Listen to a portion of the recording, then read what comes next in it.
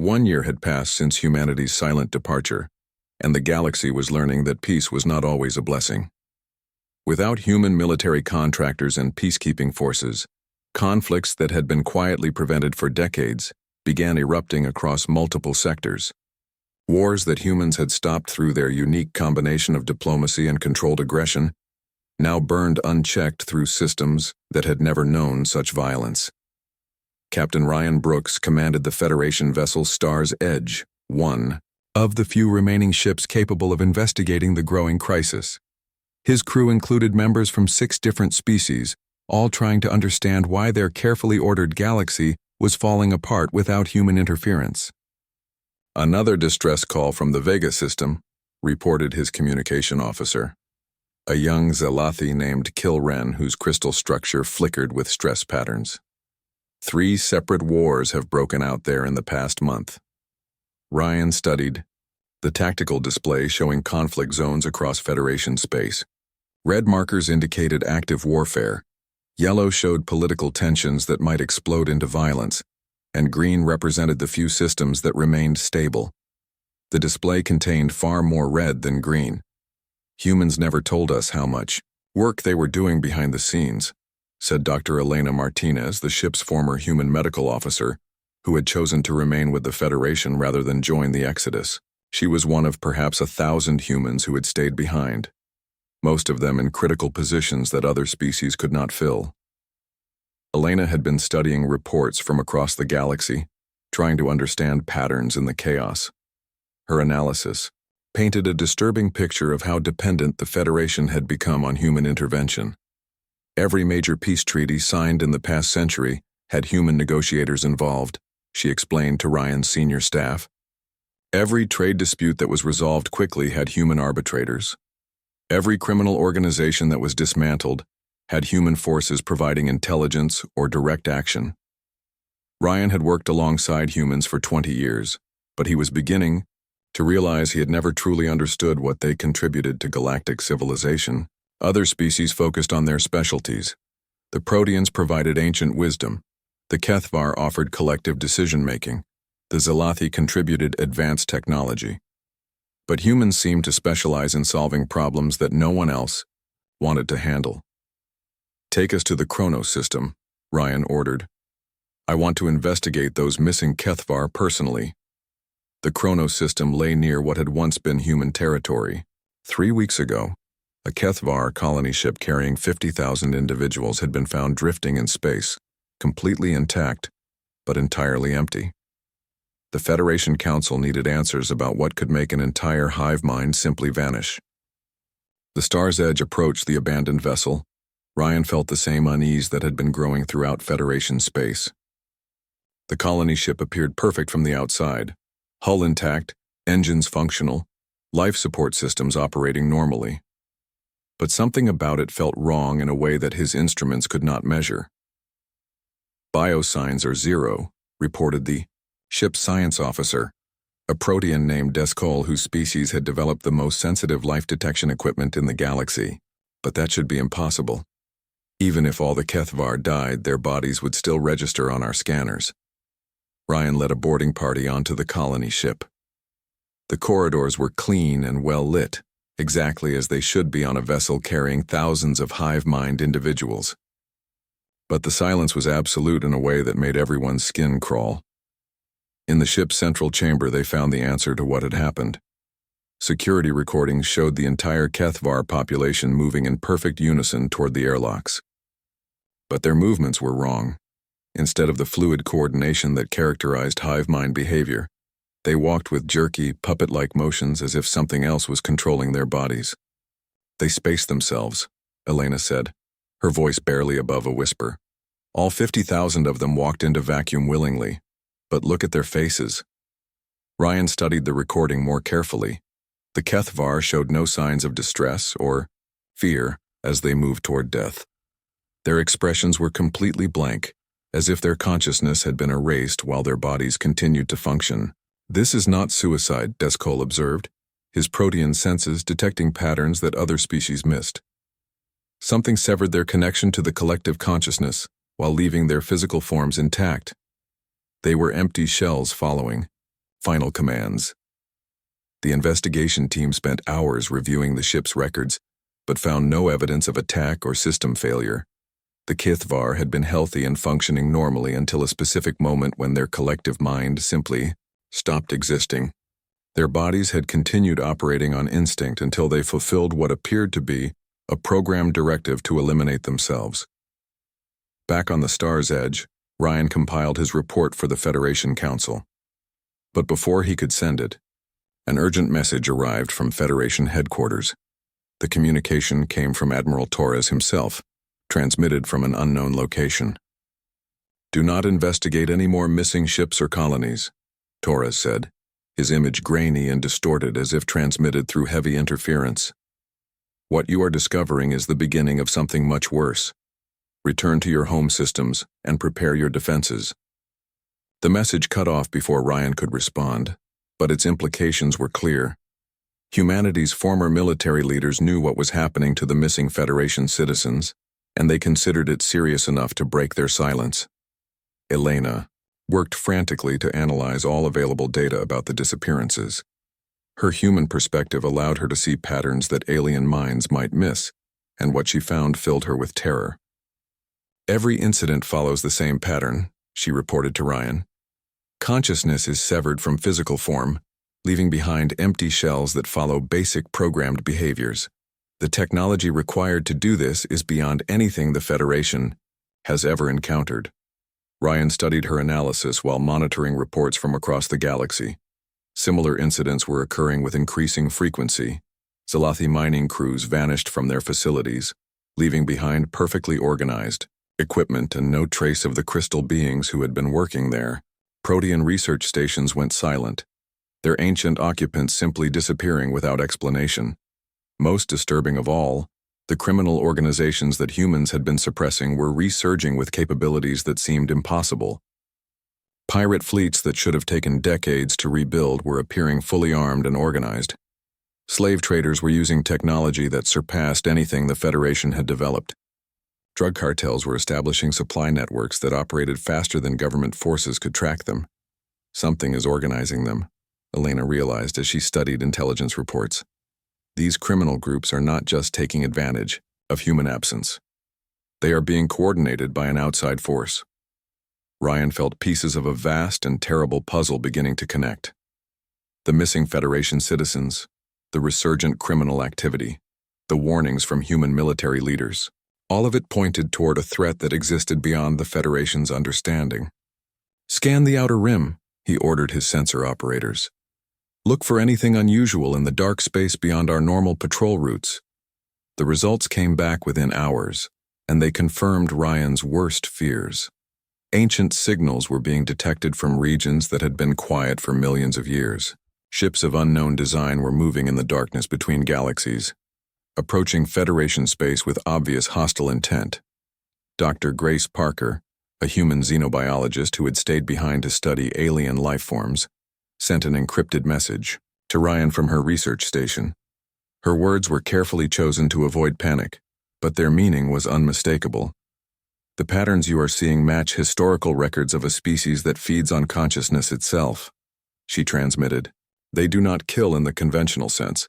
They consume the essence that makes beings alive, leaving behind empty shells that retain memories but lack souls.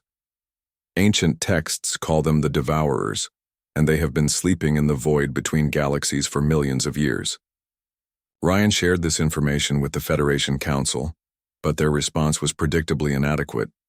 Different species argued about territorial jurisdiction, while their citizens continued to vanish. The Proteans insisted on lengthy philosophical discussions about the nature of consciousness. The HFY demanded proof that could be verified by their collective decision-making process. The Zalathi required extensive technical analysis before they would accept any conclusions. Meanwhile, reports continued to arrive from the galaxy's edge. Entire star systems were going dark, as something vast and hungry moved through Federation space.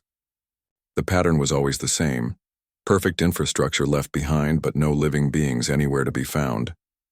Elena made one final discovery that changed everything. Hidden in Earth's abandoned databases, she found classified files that revealed the true scope of humanity's secret war. For 2 centuries, human forces had been fighting advanced scouts of the Devourer fleet, using captured alien technology to track and eliminate infiltrators before they could report back to their masters. The truth arrived with the burning of 1,000 worlds. The Devourers emerged from the darkness between galaxies like a plague of living shadow, their ships defying every law of physics that Federation science understood. They did not conquest in the traditional sense. They harvested consciousness itself, leaving behind empty planets where billions of beings had lived just days before. Commander Kate Sullivan led the desperate Federation defense fleet from her flagship, the Unity's Hope.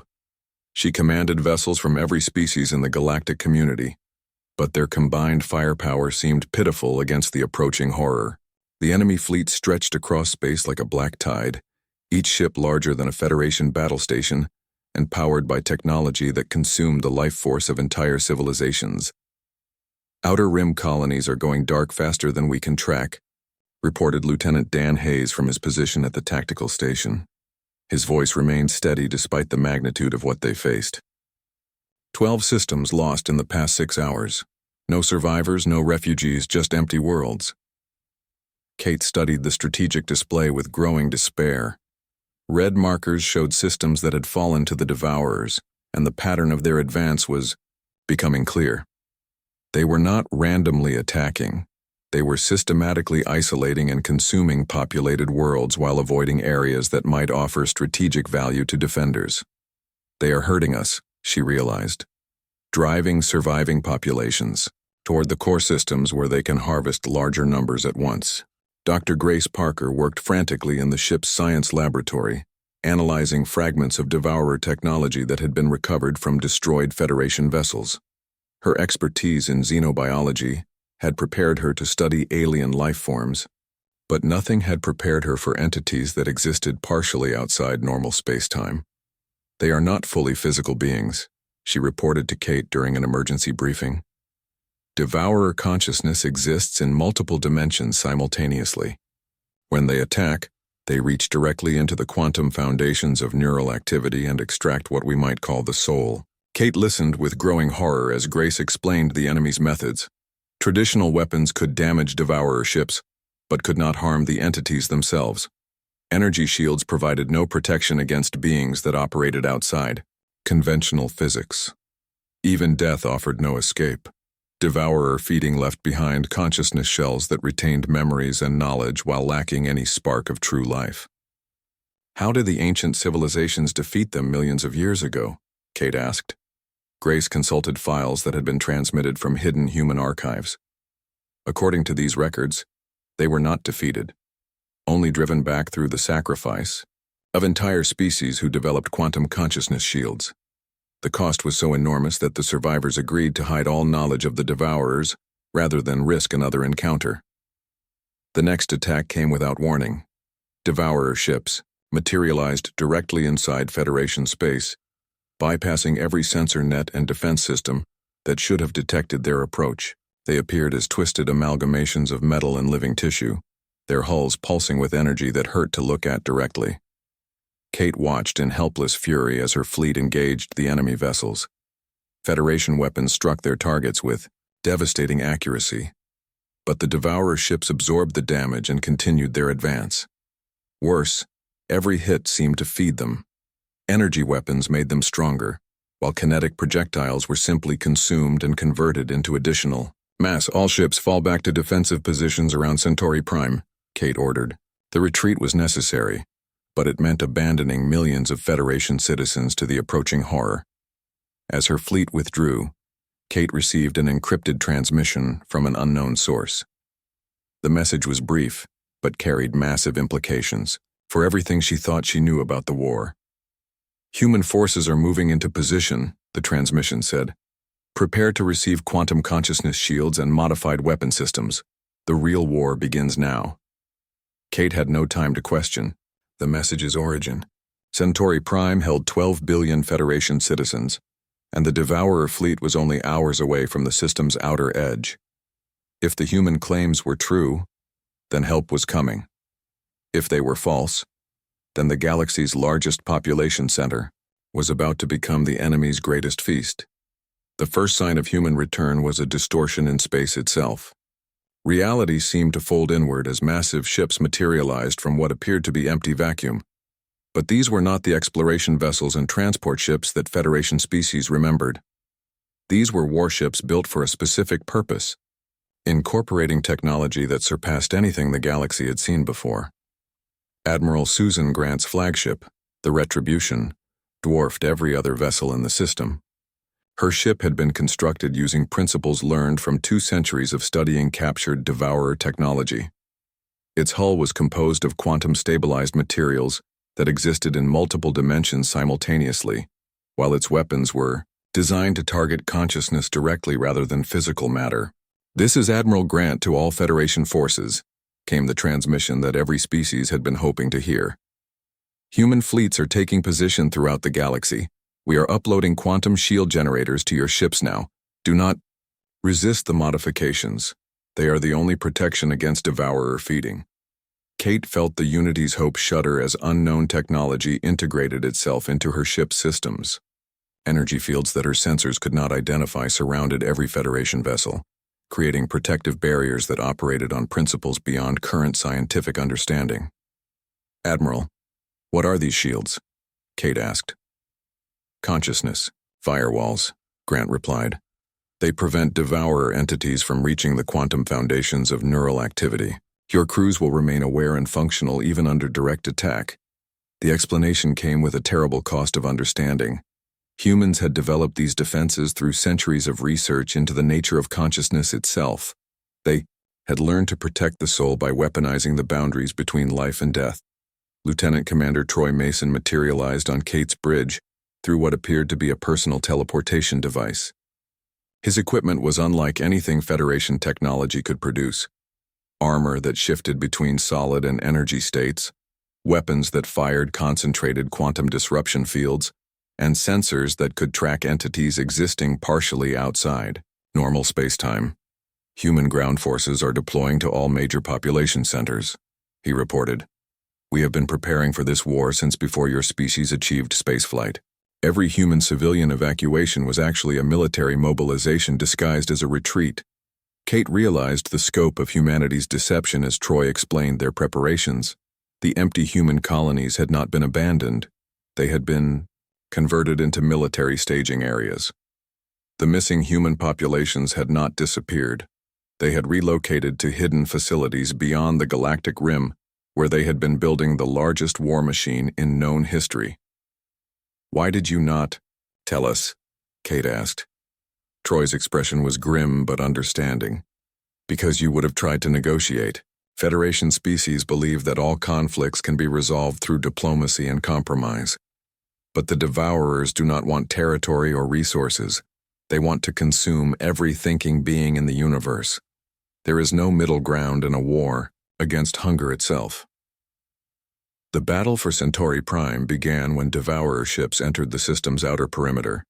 But this time, Federation forces were ready with human-supplied weapons and defenses. Quantum consciousness shields protected crews from direct neural attack, while modified energy weapons struck at the multi-dimensional nature of Devourer vessels. Kate watched in amazement as human forces demonstrated combat techniques that other species had never imagined.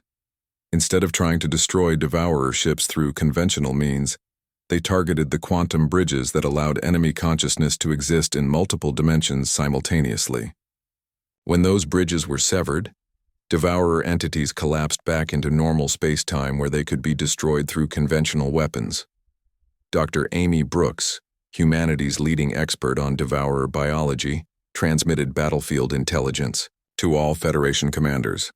Her research had identified critical weaknesses in enemy physiology that could be exploited by properly modified weapon systems. Devourers exist as quantum consciousness networks distributed across multiple dimensional planes, she explained during a real-time briefing. Disrupt the quantum entanglement that holds these networks together, and individual entities become vulnerable to conventional attack. The tide of battle began to turn as Federation forces learned to use their new weapons effectively. But Kate soon realized that victory in one system meant nothing when the enemy controlled most of the galaxy. Devourer fleets were attacking hundreds of worlds simultaneously, and even human forces could not be everywhere at once. "This is just the beginning," Admiral Grant warned as her fleet prepared to move to the next battlefront. "We have been fighting Devourer advanced scouts for 2 centuries, but their main force is still approaching from the void between galaxies. What you have seen so far represents less than 1% of their total invasion fleet." 6 months had passed since the last human transmission, and the galaxy had never felt more peaceful. Trade ships moved through space without the constant security checks that human patrols had required. The Kethvar hive mind expanded into former human territory, claiming worlds that had been abandoned without resistance. Crystal beings called Zalathi began mining operations on planets where humans had once lived, marveling at the sophisticated technology they found, but ignoring the eerie silence that surrounded it. Commander Alex Rodriguez led a Federation enforcement team to investigate Earth itself. His ship, the Star Runner, carried representatives from all major alien species. They wanted to confirm that humanity had truly vanished and that human space was safe to claim. "Approaching Earth orbit now," reported his navigation officer, a tall protean named Veltar, whose ancient species had been part of the Federation longer than any other race. Alex watched Earth grow larger on the main screen. The blue and green planet looked exactly as it always had, but something felt wrong. The massive space stations that had surrounded Earth for centuries still floated in their assigned positions, but no ships moved between them. No communication signals came from the planet's surface. "All human orbital facilities appear to be functioning normally," said Dr. Maya Patel, the protean scientist who had joined the mission to study human behavior patterns. Her crystalline form shifted colors as she processed data from multiple sources simultaneously. "Power systems are active, life support is operational, but biosigns show zero human presence." Alex had worked with humans for 15 years before their departure. He knew their cities, their customs, their way of thinking. Humans never left anything half-finished. If they had abandoned Earth, they would have either destroyed their technology or made sure it was properly maintained. "Take us down to New York," Alex ordered. "I want to see the Federation Embassy." The Star Runner descended through Earth's atmosphere toward the massive city that had served as humanity's capital for centuries. From the air, New York looked completely normal. Vehicles moved through the streets on automatic systems. Lights operated on their usual schedules. But no people walked the sidewalks or looked out from windows.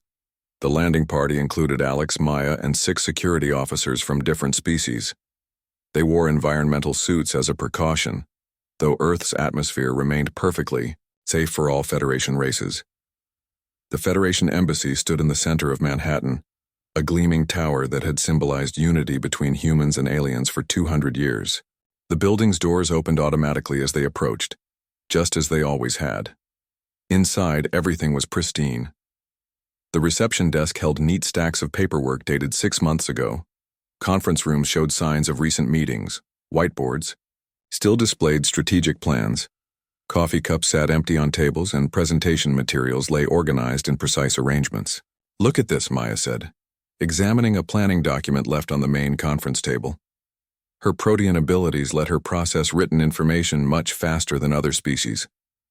"This appears to be a timeline for systematic evacuation procedures. Every step is carefully planned and documented," Alex read over her shoulder. The document outlined a process for shutting down human civilization in an orderly fashion. Power grids would be switched to automatic maintenance. Transportation systems would be set to run without supervision. Communication networks would be properly terminated to avoid sending confused signals to other species. They didn't flee in panic, Alex realized. This was planned months in advance, maybe years.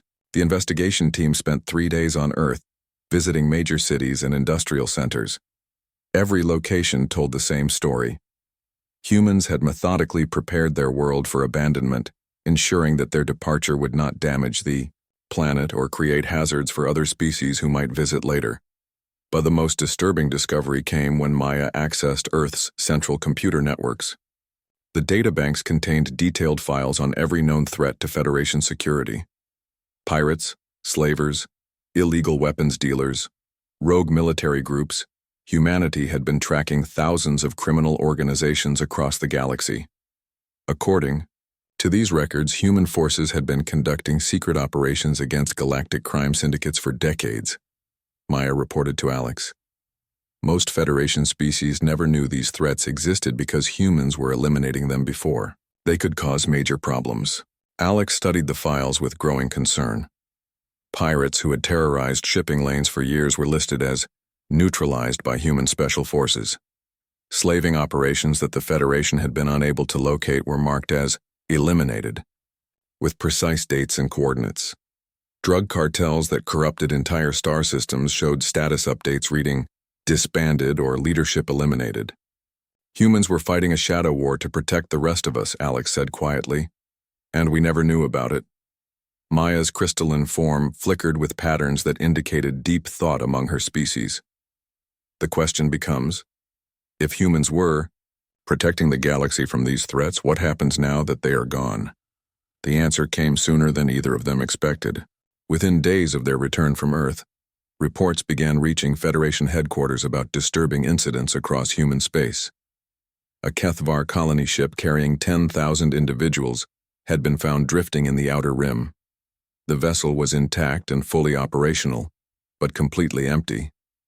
Security recordings showed the entire hive mind simply walking to the airlocks and spacing themselves, as if their collective consciousness had been severed. 3 Zalathi mining operations had gone silent in systems that humans had previously patrolled. Search teams found the mining stations powered and functional, but no trace of the crystal beings who had been working there. The valuable minerals they had been extracting remained untouched, as if something had taken only the living beings and left everything else behind. Most disturbing of all, the crime syndicates that humans had been suppressing began to resurface with renewed boldness. Pirate fleets that had been quiet for decades suddenly emerged from hiding places in asteroid fields and dead systems. Slave traders who had operated in secret began openly raiding Federation worlds. Drug dealers established new networks in systems where human patrols no longer interfered with their operations. Dr. Sam Wright appeared on all Federation communication channels 3 weeks after Alex's return from Earth. The former human ambassador looked tired but calm as he delivered a message that sent shockwaves through every alien government. "You celebrated our departure too quickly," Wright said, his image transmitted from an unknown location. "Humans were never the strongest species in the galaxy. We were simply the ones willing to stand between you and those who are." The transmission continued for exactly 60 seconds before cutting off, but those words echoed through Federation space like a warning bell. If humans were not the apex predators that other species had feared and respected, then what was lurking in the darkness beyond their sensor range? Intelligence reports began flooding into Federation headquarters from the galaxy's edge. Ancient signals were being detected from regions of space that had been quiet for thousands of years. Ships of unknown design were spotted at the very limits of long-range sensors, moving in patterns that suggested they were testing Federation defenses. Maya spent days analyzing the new data alongside other Protean scientists. Her species-long memory held records of threats that younger races had forgotten, and what she found in those ancient archives filled her with dread. There are references in our oldest historical files to something called the Devourers, she reported to the Federation Council.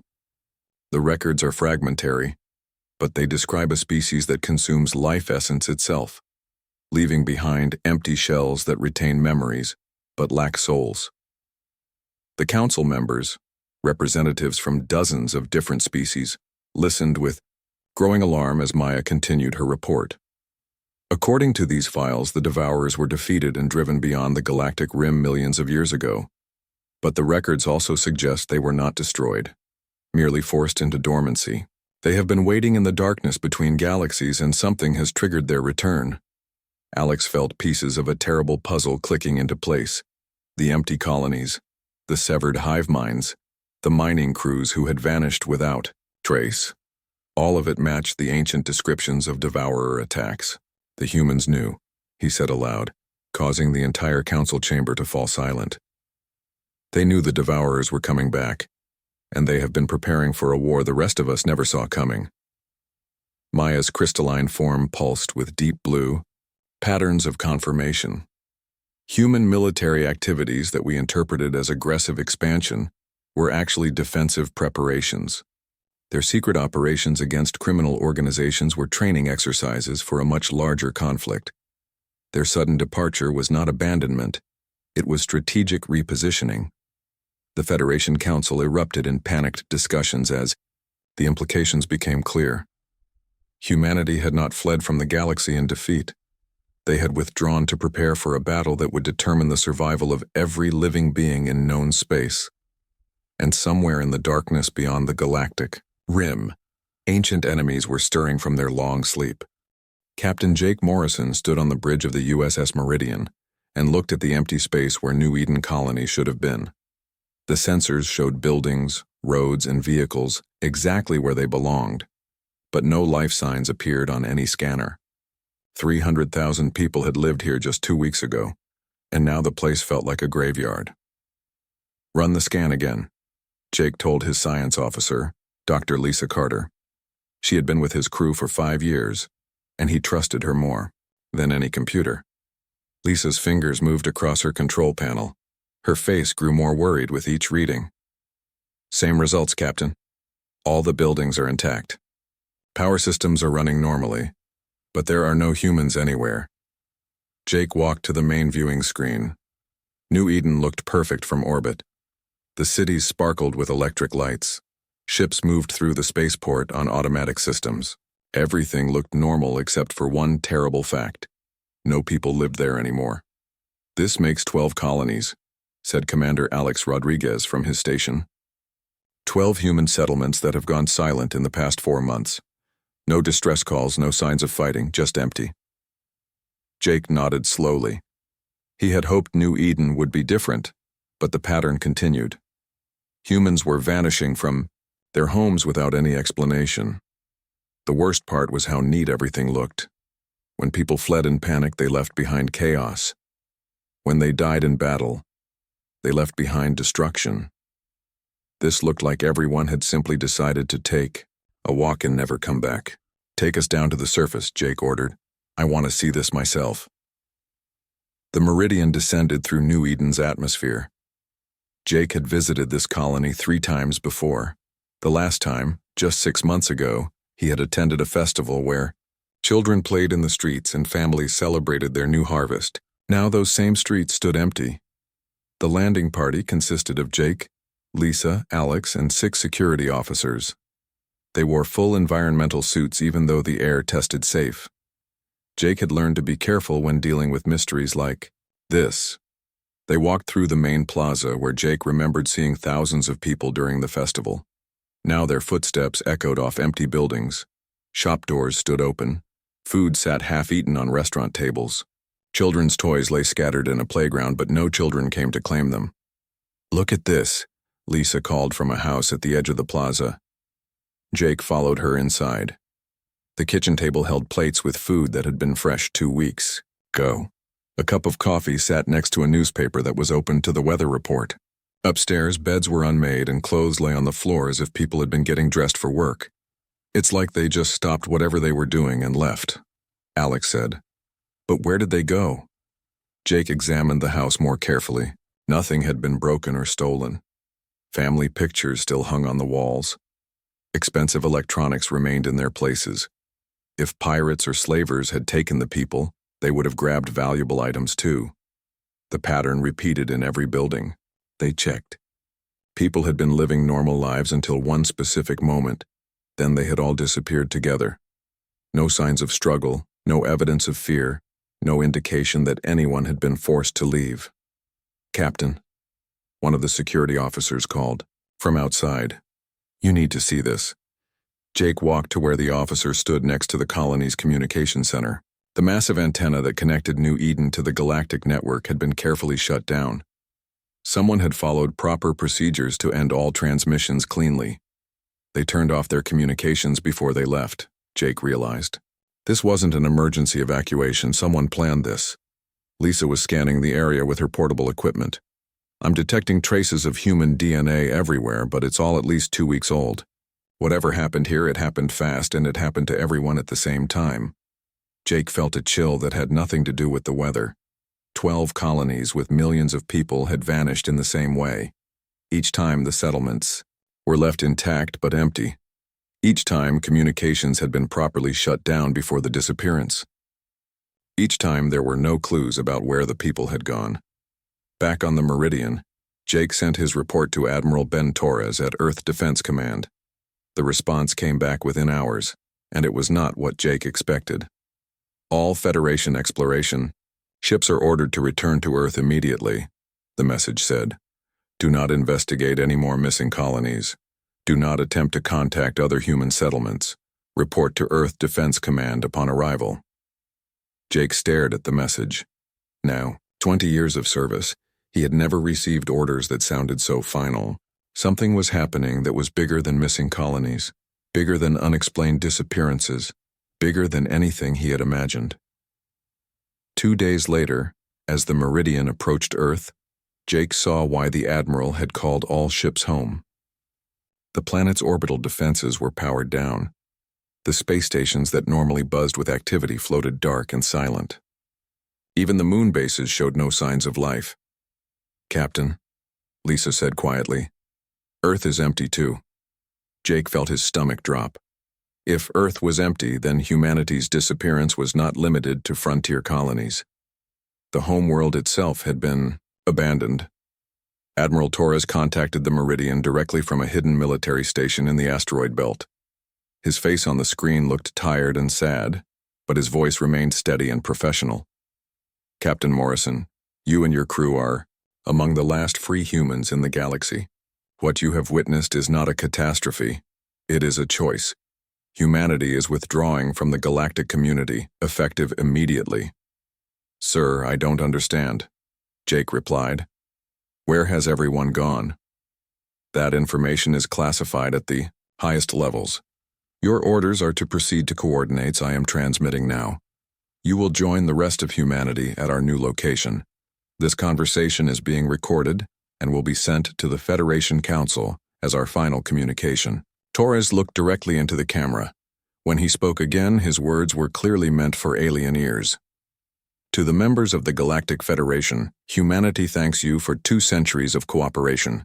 We are withdrawing from all Federation territories and agreements. We wish you peace and prosperity.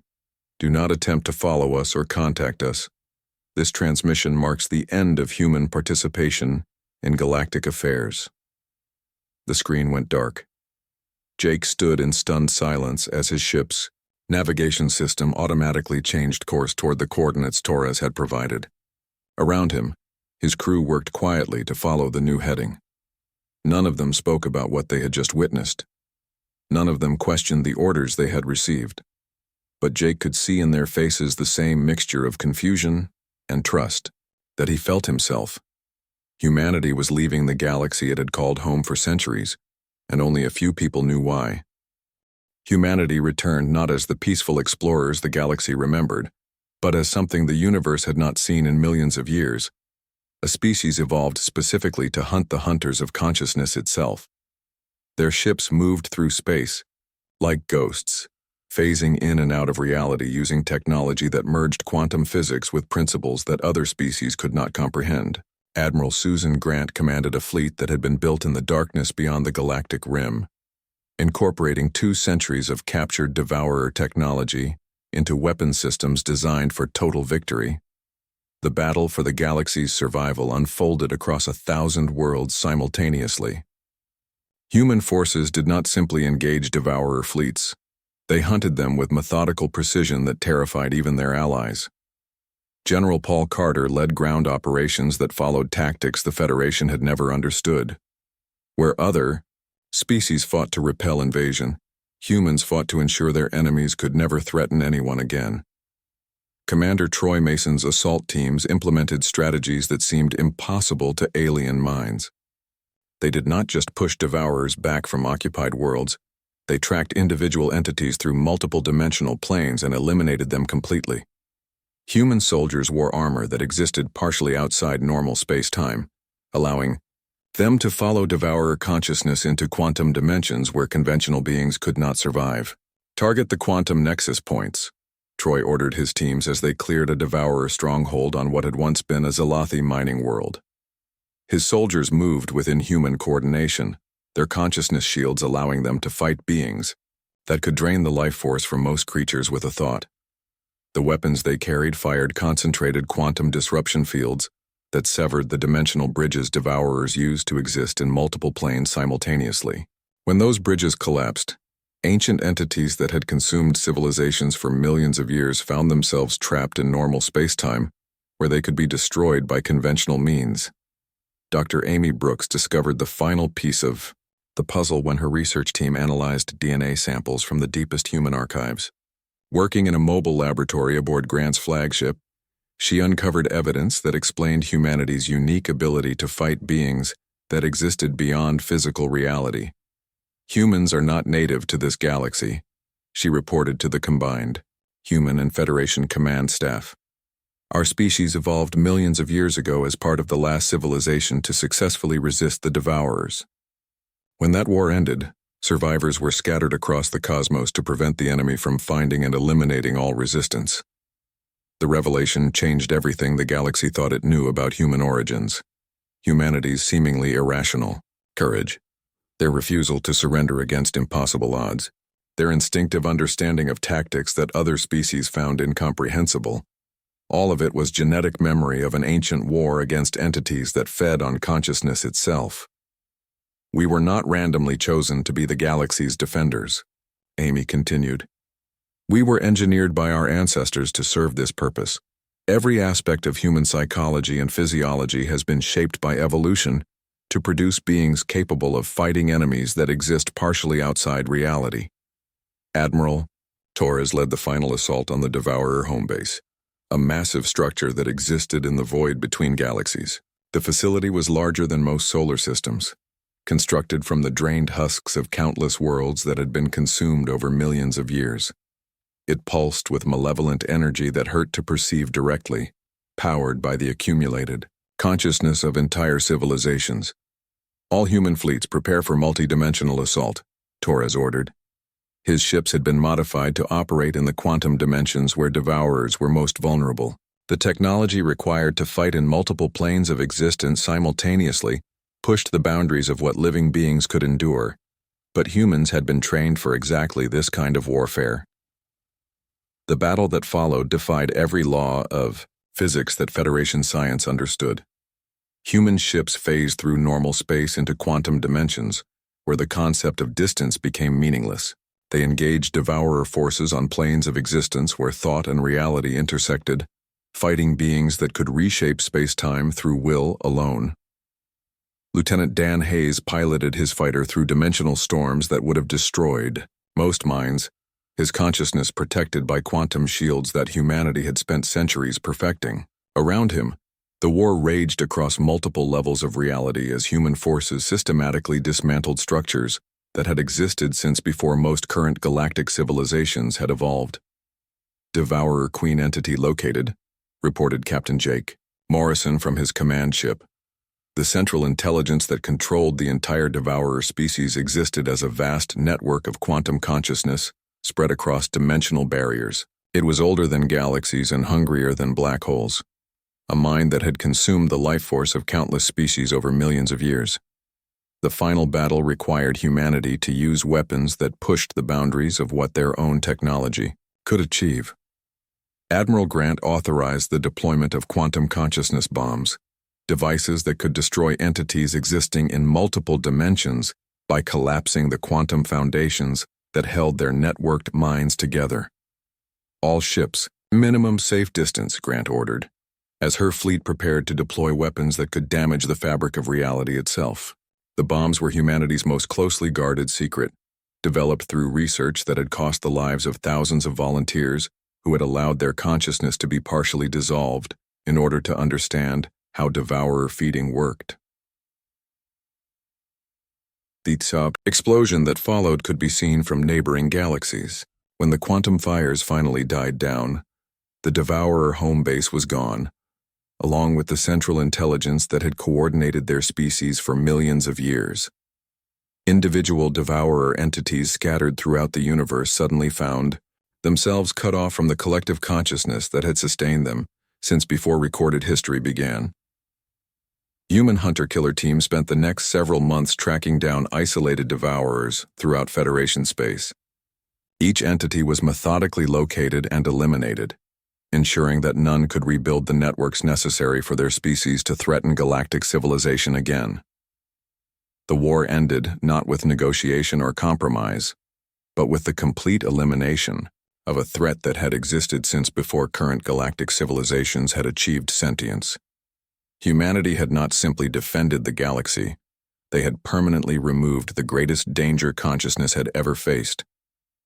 As human fleets prepared to return to their hidden bases beyond the galactic rim, Admiral Torres delivered one final message to the Federation Council. His words were broadcast throughout civilized space, reaching every species that had witnessed humanity's true nature revealed. The galaxy is safe, but the price of that safety is eternal vigilance, Torres said, his image transmitted from the bridge of a ship that existed partially outside normal reality. We are returning to the darkness we came from, but we will be watching. We always have been. The next time you think you would prefer a quiet galaxy, remember that silence is not always golden. Sometimes it just means the predators are hunting. When humans leave in silence, the universe trembles, not because we are gone, but because of what fills the space we leave behind. The transmission ended, and human ships began fading back into the quantum dimensions where they had spent centuries, preparing for a war that other species never knew was coming. They left behind a galaxy that finally understood the true meaning of guardianship, the willingness to stand watch in the darkness so that others could live in the light. Federation. Species would go on to build new civilizations in the space humanity had protected. They would develop technologies and create art, and explore the mysteries of existence, never again having to fear that their consciousness would be consumed by entities from beyond the rim of reality. But in the deepest archives of every world, records would be kept of the species that had sacrificed their place in galactic civilization to serve as eternal guardians. Future generations would remember that somewhere in the darkness between galaxies, humans continued their watch, ready to emerge whenever consciousness itself faced extinction. The galaxy had learned that some silences were more dangerous than any sound, and some absences spoke louder than any presence. Humanity's greatest gift to the universe was not their technology or their diplomacy, but their willingness to become the darkness that fought against true darkness, ensuring that light and life could continue to exist in a cosmos that was far more dangerous than most beings would ever know. When the final human ship disappeared into quantum space, the galaxy settled into a peace that was deeper and more secure than it had ever known. But every sentient being carried with them the knowledge that somewhere beyond the edge of reality, guardians watched and waited,